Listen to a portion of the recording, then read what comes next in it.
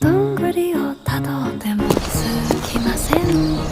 森の小さなレストラン、空っぽのポケットをまっさぐって忘れた人からたどり着く。予約は一つもありません。森の小さなレストラン、空席だらけのランチ時、